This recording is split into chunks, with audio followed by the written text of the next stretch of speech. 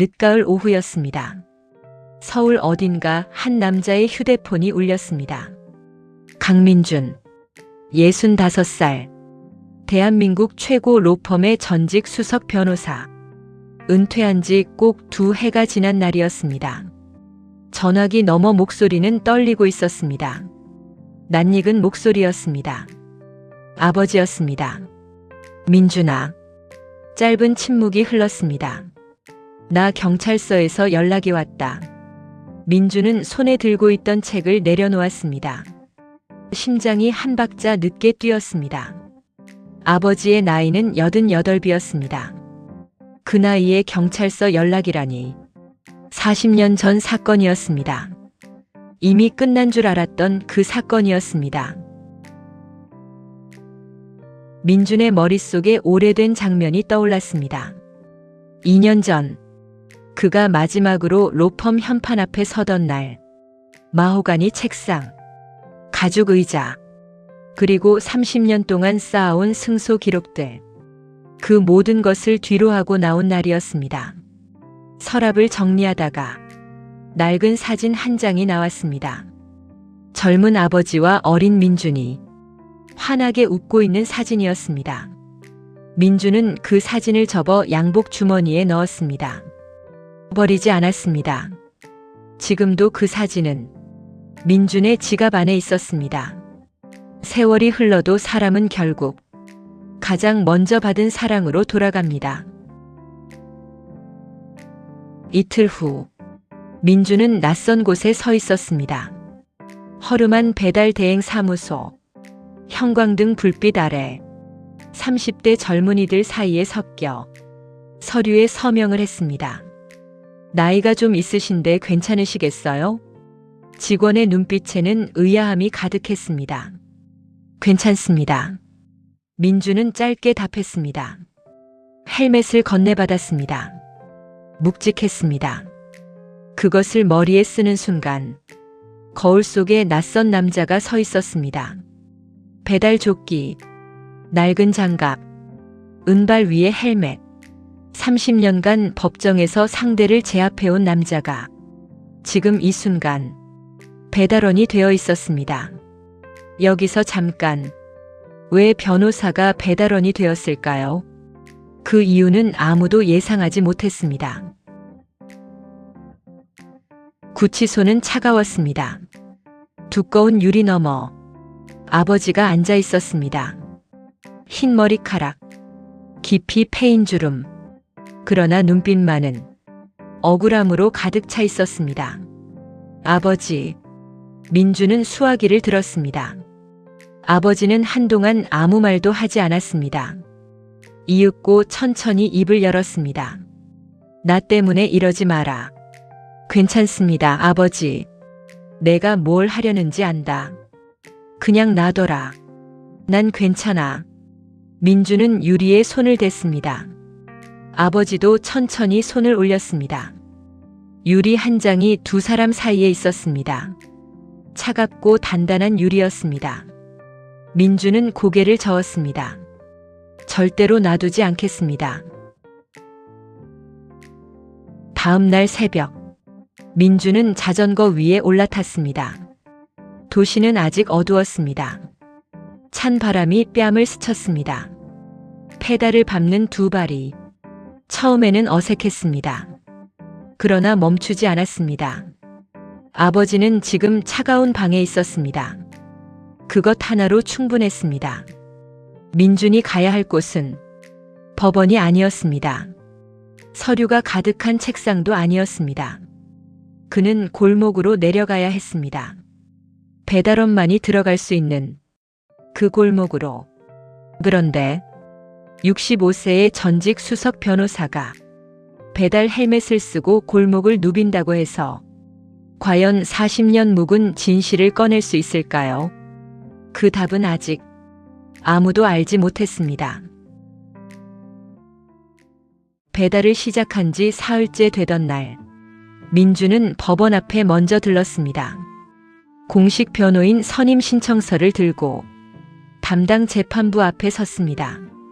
서류는 완벽했습니다. 경력도, 논리도 흠잡을 곳이 없었습니다. 그러나 접수 직원은 서류를 다시 돌려보냈습니다. 죄송합니다. 이미 변호인단이 구성되어 있습니다. 민주는 잠시 멈췄습니다. 변호인단이라니. 아버지는 변호인을 선임한 적이 없었습니다. 나중에야 알았습니다. 오재현이었습니다. 검사 출신 로비스트.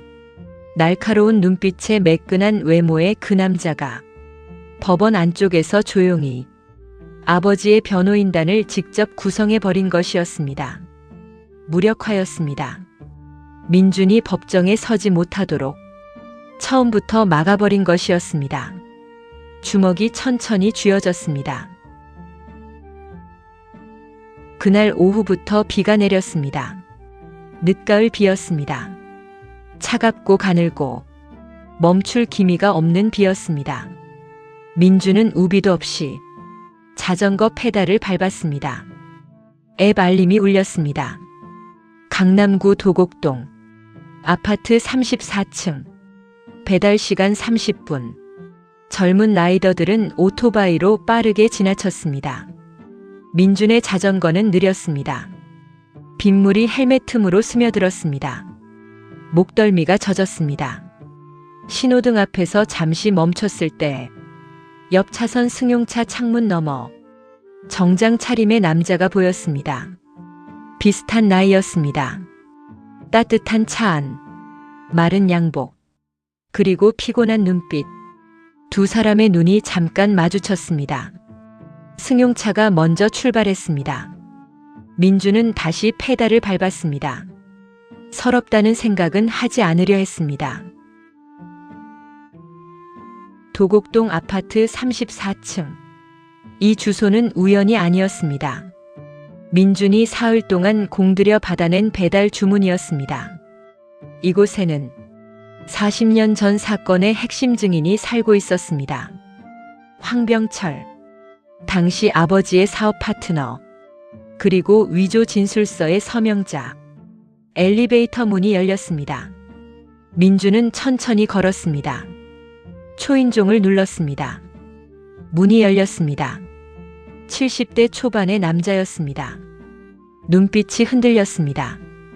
민준과 눈이 마주쳤기 때문이 아니었습니다. 민준의 손에 들린 배달 봉투 너머 복도 끝 테이블 위에 누런 봉투 하나가 놓여 있었기 때문이었습니다.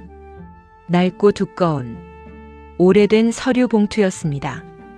민준은 아무 말도 하지 않았습니다. 영수증을 건네고 돌아섰습니다. 그러나 눈은 그 봉투를 놓지 않았습니다. 그날 저녁, 후배 박서연에게서 전화가 왔습니다. 서연은 민준이 은퇴 후에도 유일하게 연락을 유지해온 후배 변호사였습니다. 선생님, 지금 뭐 하시는 거예요? 목소리에 걱정이 가득했습니다. 배달하고 있습니다. 지금 농담하실 때가 아니잖아요. 잠시 침묵이 흘렀습니다. 선생님, 들키면 변호사 자격도 잃어요. 알고 있습니다. 그러면 왜요? 민주는 창밖을 바라봤습니다. 빗줄기는 여전히 내리고 있었습니다. 서연 씨, 내 아버지 나이가 몇 살인지 알아요? 88이요. 그래요. 그것으로 충분했습니다. 서연은 더 말을 잇지 못했습니다. 저도 도울게요. 짧은 한마디였습니다. 민주는 조용히 전화를 끊었습니다. 다음 날 아침, 구치소에서 연락이 왔습니다. 아버지의 건강이 급격히 나빠졌다는 소식이었습니다. 노환이었습니다. 88배 몸이 차가운 구치소를 견디지 못하고 있었습니다. 민주는 전화를 받은 채 한동안 움직이지 않았습니다. 머릿속이 조용해졌습니다. 오래된 공포, 가장 두려운 일이 가장 빠른 속도로 다가오고 있었습니다. 시간이 없었습니다.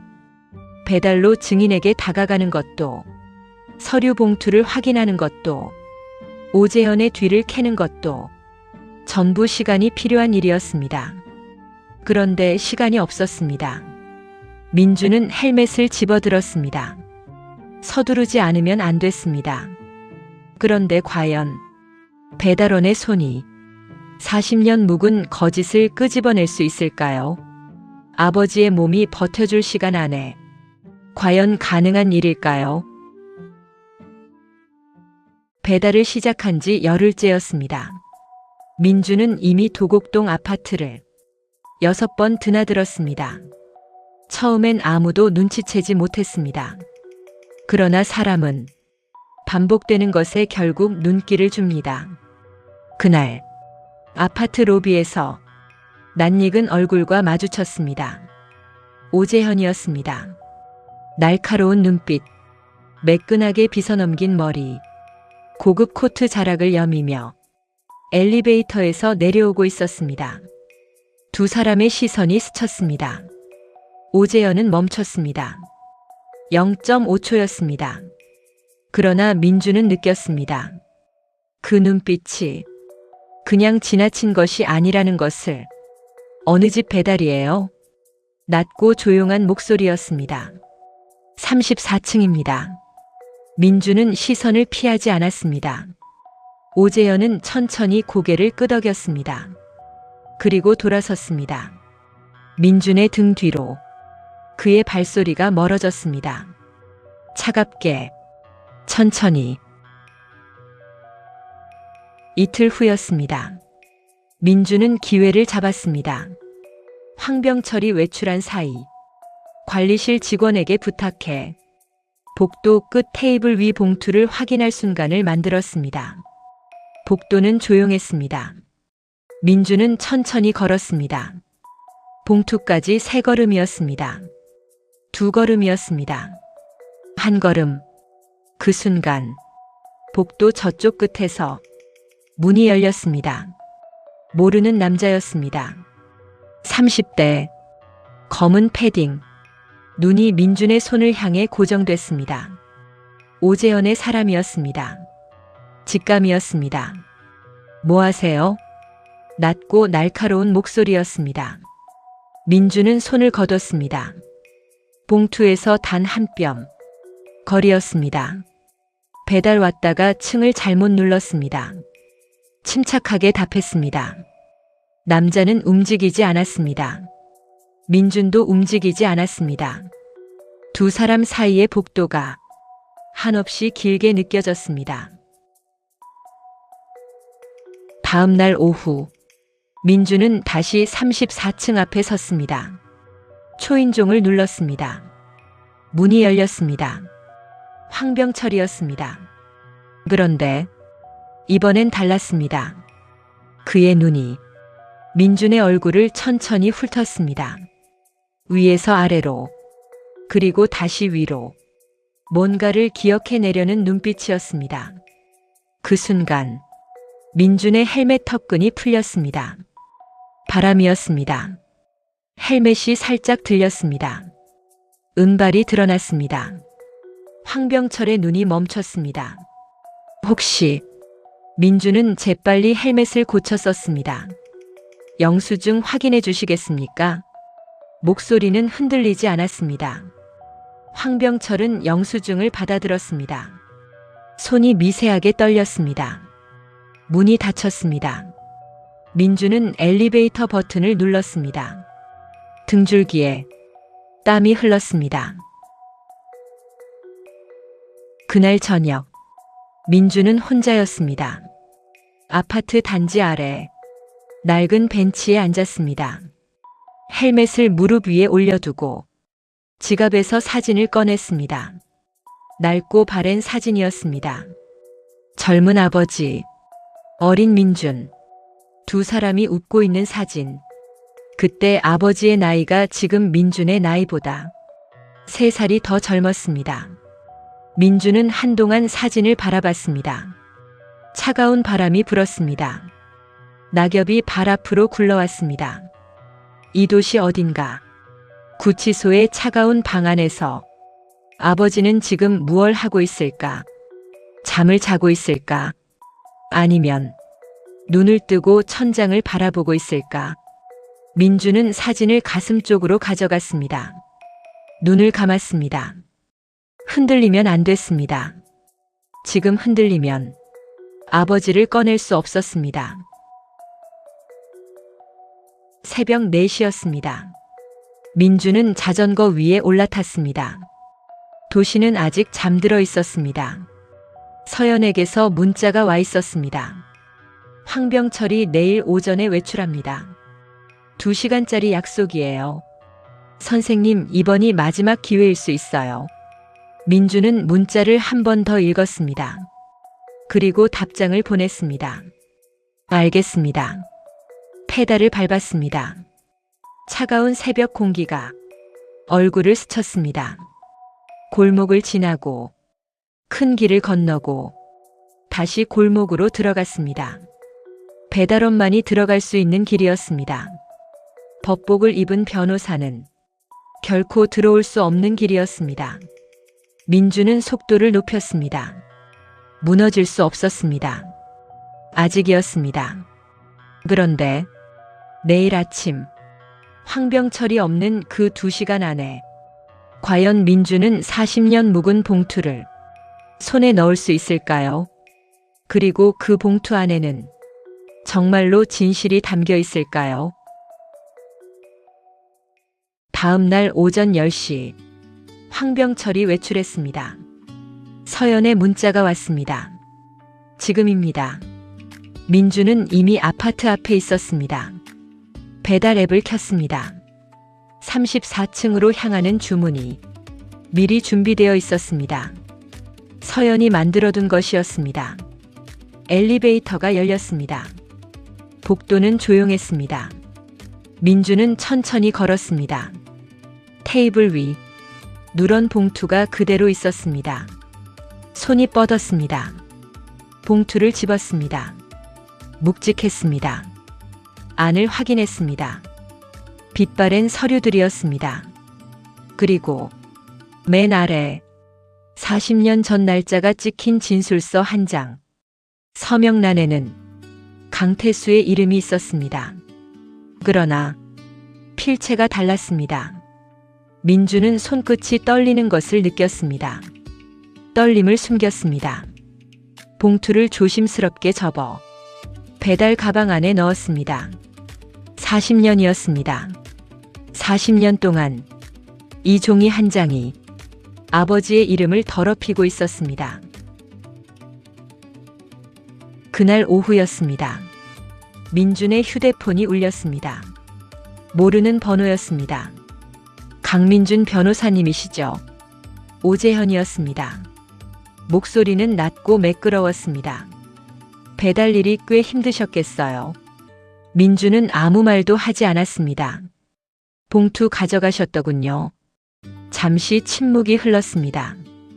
돌려주시면 없던 일로 하겠습니다. 민주는 창밖을 바라봤습니다. 거절합니다. 강 변호사님, 오재현의 목소리가 처음으로 낮아졌습니다. 당신 아버지, 그냥 조용히 끝나게 두면 되잖아요. 88비잖습니까? 순간이었습니다. 민준의 눈이 차갑게 가라앉았습니다. 손이 전화기를 쥔 채 미동도 하지 않았습니다. 분노였습니다. 그러나 폭발하지 않는 분노였습니다. 더 무서운 종류의 분노였습니다. 오재현 씨, 민주는 천천히 말했습니다. 법정에서 뵙겠습니다. 전화를 끊었습니다. 사흘 후 재판일이었습니다. 법원 앞 민주는 차 안에서 잠시 멈췄습니다. 뒷좌석에는 배달 가방이 놓여 있었습니다. 조수석에는 검은 변호사 가운이 걸려 있었습니다. 민주는 천천히 가운을 집어들었습니다. 오랜만이었습니다. 2년 만이었습니다. 법정 입구에서 서연이 기다리고 있었습니다. 선생님, 아무 말도 하지 않았습니다. 그냥 고개를 한번 끄덕였습니다. 그것으로 충분했습니다. 민준이 법정 문을 열고 들어서는 순간 방청석이 술렁였습니다. 오재현이 굳었습니다. 담당 변호인단이 서로 눈빛을 교환했습니다. 판사가 안경 너머로 민준을 바라봤습니다. 민준은 걸음을 멈추지 않았습니다. 정면을 향해 천천히 단호하게 걸었습니다. 30년간 수없이 걸어온 그 법정의 길이었습니다. 변론이 시작됐습니다. 민준은 서류 봉투를 열었습니다. 재판장님, 목소리는 조용했습니다. 그러나 법정 전체에 또렷이 울렸습니다. 이것은 40년 전 강태수 씨의 이름으로 제출된 진술서입니다. 봉투에서 서류를 꺼냈습니다. 그러나 이 서명은 강태수 씨의 것이 아닙니다. 필적 감정 자료를 함께 제출했습니다. 서연이 지난 2주 동안 밤을 새워 준비한 자료였습니다. 법정이 조용해졌습니다. 오재현의 얼굴에서 처음으로 표정이 사라졌습니다. 추가로 당시 사건을 조작한 정황을 담은 통화 기록과 자금 흐름 자료를 함께 제출합니다. 방청석에서 낮은 웅성임이 퍼졌습니다. 민준은 아버지를 바라봤습니다. 유리 너머 피고인석의 아버지가 눈을 감았습니다. 눈물이 아니었습니다. 40년 동안 참아온 긴 숨을 내쉬는 것이었습니다. 오재현은 조용히 자리에서 일어났습니다. 그리고 법정을 나갔습니다. 아무도 잡지 않았습니다. 이미 늦었으니까요. 판사가 서류를 검토했습니다. 긴 시간이었습니다. 법정 안은 숨소리 하나 들리지 않았습니다. 민준은 앉아서 기다렸습니다. 손을 무릎 위에 가지런히 얹었습니다. 손이 떨렸습니다. 감췄습니다. 드디어 판사가 입을 열었습니다. 피고인 강태수에 대한 공소 사실은 증거 불충분으로 무죄를 선고합니다. 법정이 조용했습니다. 환호도 없었습니다. 울음도 없었습니다. 그저 조용했습니다. 민준은 고개를 들었습니다. 피고인석의 아버지가 이쪽을 바라보고 있었습니다. 88배 얼굴에 주름이 깊었습니다. 눈에는 눈물이 고여 있었습니다. 그러나 흘리지 않았습니다. 그냥 웃었습니다. 천천히, 조용하게 웃었습니다. 민준은 그 웃음을 바라보며 처음으로 눈을 감았습니다. 법원 밖으로 나왔습니다. 늦가을 햇살이 차갑고 맑았습니다. 아버지가 걸어 나왔습니다.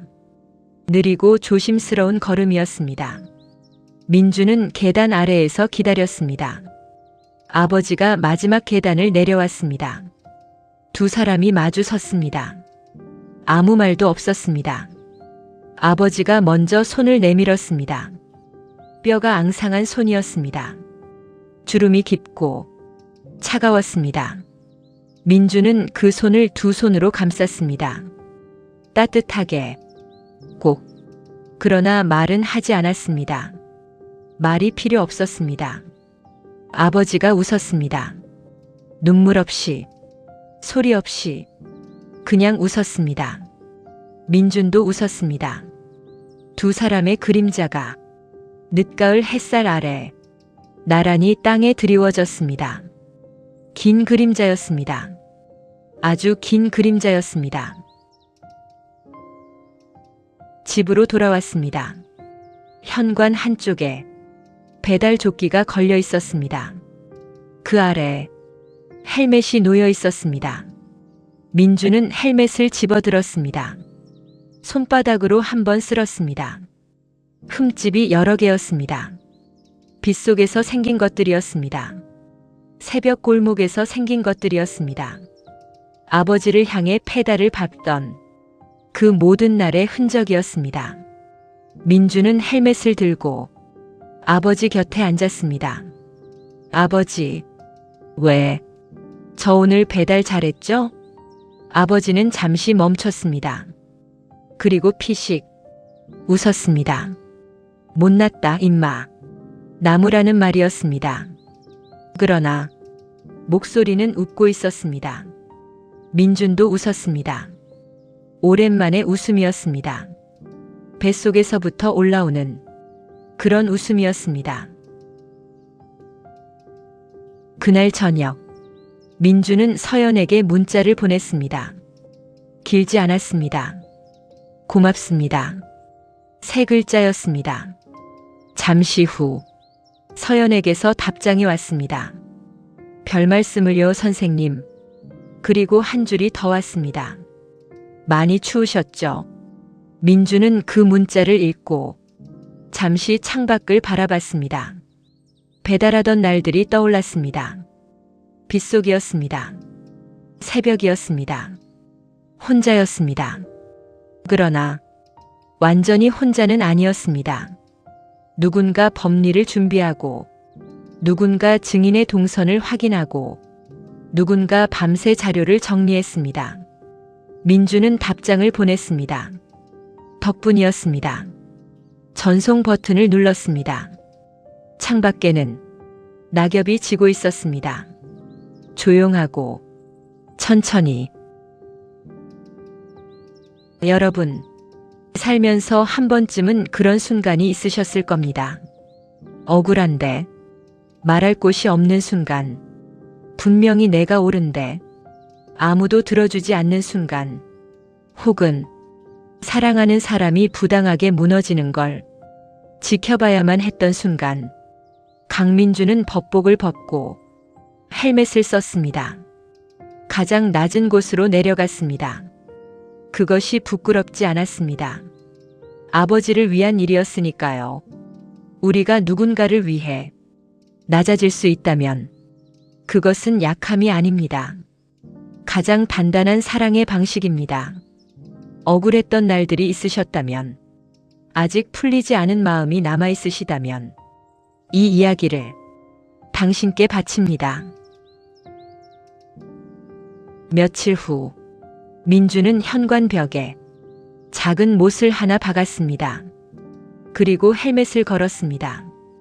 배달 조끼도 그 옆에 나란히 걸었습니다. 한 발짝 물러서서 바라봤습니다.